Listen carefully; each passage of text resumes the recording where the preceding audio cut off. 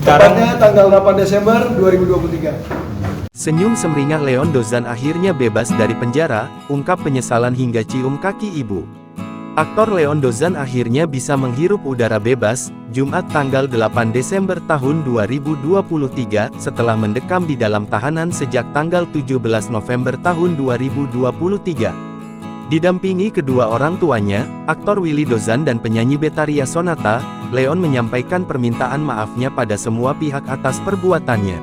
Sekali lagi, saya minta maaf pada institusi Polri, khususnya Bapak Kapolri, Bapak Kapolda, Bapak Kapolres, dan seluruh anggota kepolisian negara Republik Indonesia. Saya menyesal atas perbuatan saya, dan saya janji tidak akan mengulanginya lagi. Leon juga meminta maaf pada orang tuanya serta adiknya karena telah menyebabkan masalah seperti ini. Saya mau berterima kasih pada Allah Subhanahu wa Ta'ala, pada ibunda tercinta saya, Betharia Sonata, kepada ayah saya, Willy Dozan,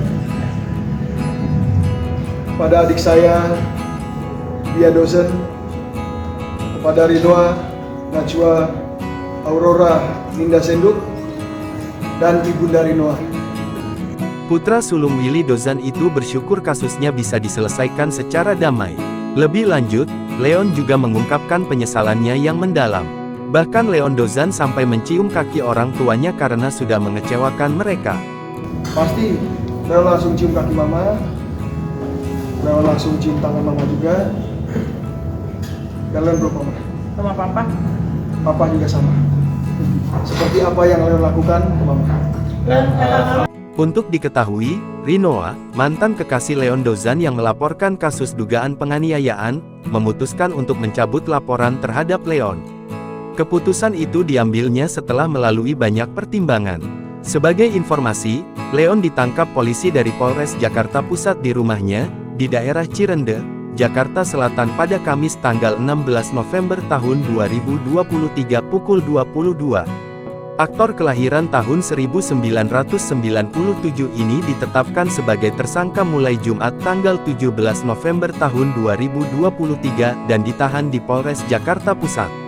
Selain soal dugaan penganiayaan terhadap kekasihnya, dari potongan video yang viral di media sosial, Leon mengucapkan kata-kata yang tidak pantas ke institusi kepolisian.